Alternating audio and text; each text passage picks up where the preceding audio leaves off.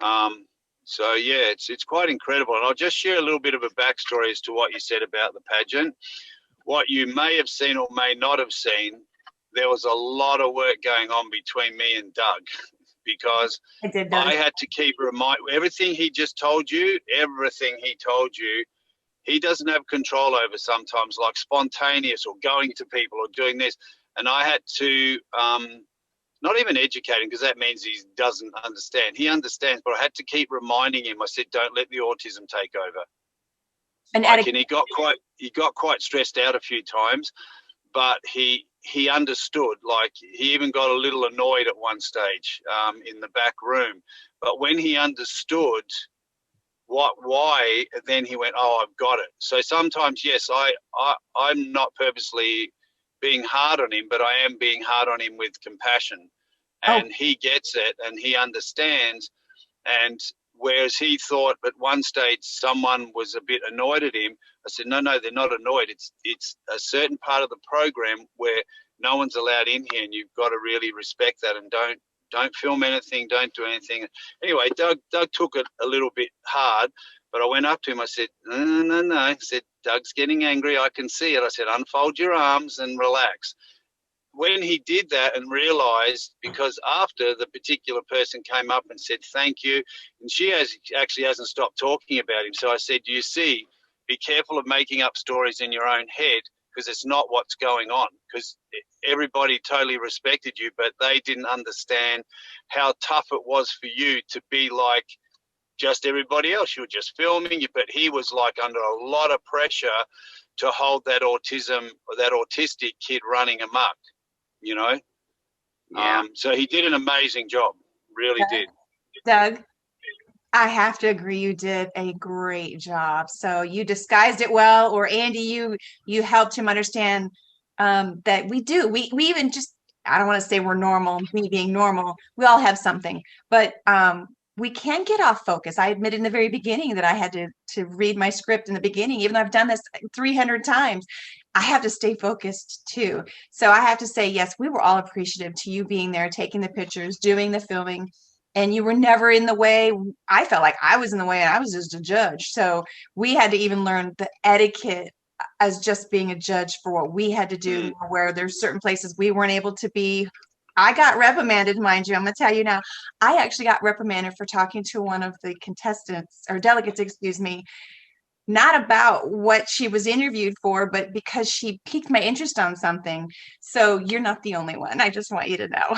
Yeah, and I must just say for the record, a couple of times during the pageant, Andy gave me a serious look to kind of get me back on track. And it was one of the same looks that he once gave a character in the movie Saving Mr. Banks. It was the exact same glare he gave a character. I only know him from Sons of Anarchy, which, and again, I wish they would bring that back, but it's really a pleasure to meet both of you guys, to know that you guys came together with your talents. And by the way, Doug, that's a dad look, but normally it's a mom look, but because Andy's, kind of a big brother figure, we'll say it's like a dad look. So, but you have a communication that doesn't have words that you understand. Yep. And whenever he gave me that Saving Mr. Banks light glare, I knew when I had to calm down. It wasn't that bad. But if you always keep that in mind, like Andy said, which I'm sure you have to do on a regular basis, you'll be fine. You're doing a great job. I'm very impressed with the fact that you guys have Relentless and Unstoppable going on the YouTube channel as strong as it is. As a matter of fact, there were some people on my checklist and my wanting to interview them as well. And it's crazy enough that you guys actually have interviewed those. So I'm hoping that I'll be able to do the same thing. So you just never know when someone's going through something, or that someone's journey can actually help someone else. And maybe it's not helping them, but you just educated me, and I am certain you educated anybody else that's listening right now. So thank you, Doug. No problem. Anytime. Yeah, absolutely. Andy, sorry, go on. No, go ahead. I was just saying it's not easy, because as you said before, we all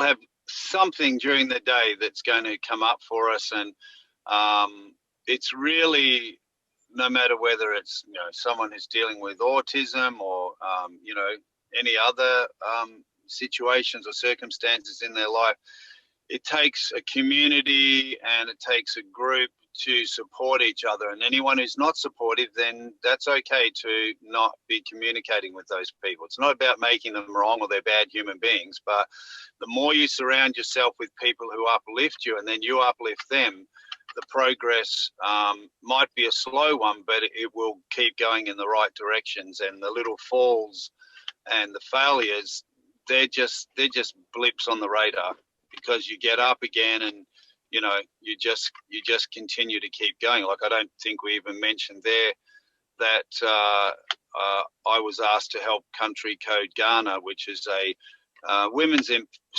it's a social community group in Ghana which make films about social issues, and one of their issues is sexual harassment in the workplace. And they did a film called Kiss Me or Lose Your Job, and it's on YouTube, but they want to make a feature film. So one of the educators on their family on Facebook asked me if I'd like to act in it, direct and produce. I said no. Acting, yes. Producing, I can help you. Directing, no. I don't have the time. But I found other people and brought other friends on board. Some left because it wasn't for them. But basically, it's a massive community where Doug and myself, through raising money, we're trying to help them raise $70,000 for the movie. We've sort of raised 300 at this point, which is great because, it's nearly 400 now, and that's going towards administration costs. They've already made a website, which one of my friends helped them fund that. So, yeah, Doug's also involved in that. So there's a lot going on where I think, and I could be completely wrong, but I know for me, it enhances me, because there's a lot of my history you don't know about. There's a lot, and there's a lot there, I can tell you. There is a lot there. They may have to that'll have to be for another time. That would be another 4 or 5 episodes, let me tell you.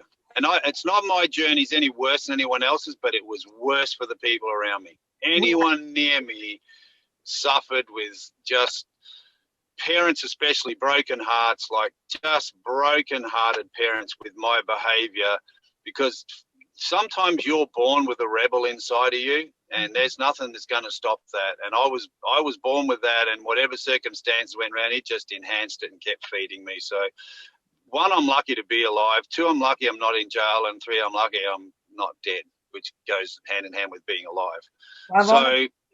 I've only got a couple minutes left of the show, and that means that I'm actually going to have to sit down and do a one-on-one with you, because now you've piqued my interest. So with that being said, I didn't mean to cut you off, but that's fine. Cut off. I have just a couple minutes for each of you to answer the final question, and then we'll call it a show. I am so glad that you guys were my guest.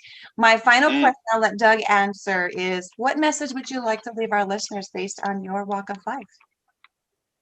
What I really want to say is, if you're going through any personal struggles, you're not alone.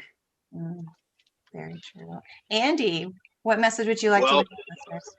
I would like to just add to what I just said. That whole lifestyle that I went through and what other people, there's always a way out of that. And there's always someone, my faith in my God and Christ has helped me with my Bikers for Christ Club, but there's always a way out, and you just got to look for communities. Absolutely. Whatever communities you got to surround yourself by, because it will uplift you and take you out of that, and you do not have to live in regret of who you are and the pain that you may have caused, because there's always a new avenue, new path in front of you, always. Sounds like we're gonna have a part 2 with you. With that being said, I thank you, gentlemen, for being my guests today. No problem. Thank you. To my listeners, thank you for listening in on yet another amazing 2 stories that came together, making a difference in each other's lives and in the community that they are in, even though they're in different states. If you have a story you want to share, or you know someone who has a story, or you have an organization that's making a difference in your community, please email me to the address of stories@ChristineHotchkiss.com. And until next time, everyone, I wish you well, and you take care.